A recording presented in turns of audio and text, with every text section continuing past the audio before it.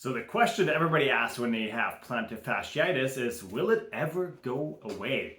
Now, before we go any further, let's make sure that you actually have plantar fasciitis. If you do have plantar fasciitis, you will notice pain in the arch and heel portion of the foot, especially first thing in the morning or potentially after you've been inactive for a while. So let's say you've been sitting down for a while and you get back up, you may experience some discomfort in these particular areas right here. So you do have plantar fasciitis. What can you do to reduce pain from plantar fasciitis? A number of things that we recommend that you can try at home is, number one, massage the arches with a frozen water bottle. That helps to reduce some of the inflammation, especially at the end of the day when it's really painful, and at the same time it helps to draw a little bit of circulation into the foot to stimulate some of the healing process of the fascia.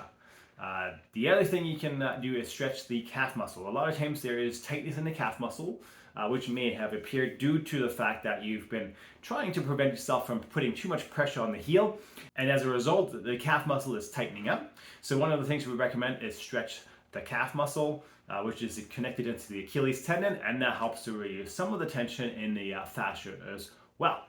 Another thing we recommend is a plantar fascia stretch, which is great first thing in the morning, because one of the things that happens at night is that the fascia has a tendency to contract. So as a result, because the toes are kind of hanging over and you're sleeping, the fascia tends to get shorter, and then when you first get out of bed in the morning, it has to stretch out again, and that's what causes a lot of that initial discomfort when you first get out of bed.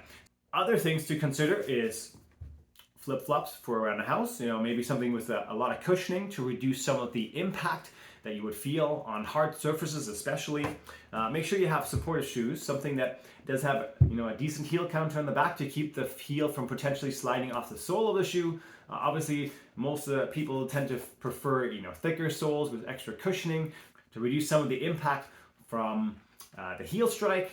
And obviously, if you do have pronation and there's some arch collapse going on, consider getting an arch support, which looks like this.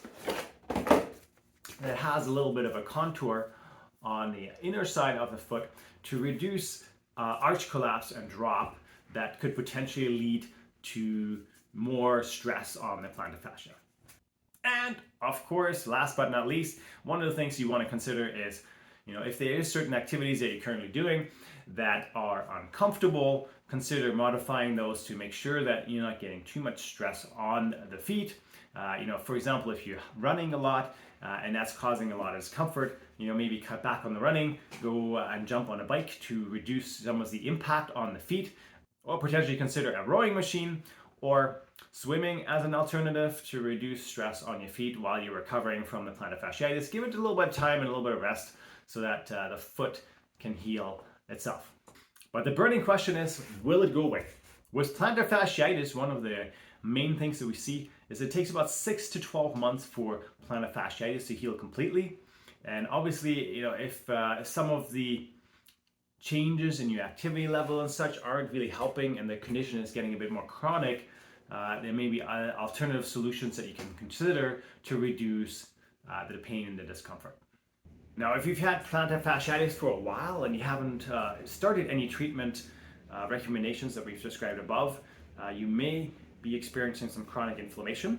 Potentially there may be more scar tissue building up, so the fascia will start to kind of tighten up. It will get firmer, and as a result, that scar tissue can cause less flexibility in the fascia, which may cause it to be super uncomfortable. And there's different ways, obviously, of addressing that. Number one, you can do a scraping kind of massage with a spoon, which we explain in the different videos. Check the link to learn more.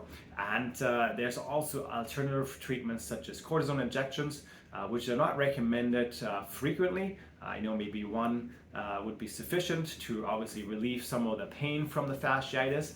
And then there's other things, such as ultrasound guided PRP injection. Surgery is usually a last resort where the fascia can be detached from the heel bone. But if that is necessary, speak to a surgeon to see whether or not this treatment option would be for you. If you have other experiences that could help our viewers improve and treat their plantar fasciitis, please post your questions and comments below. Otherwise, have a phenomenal day.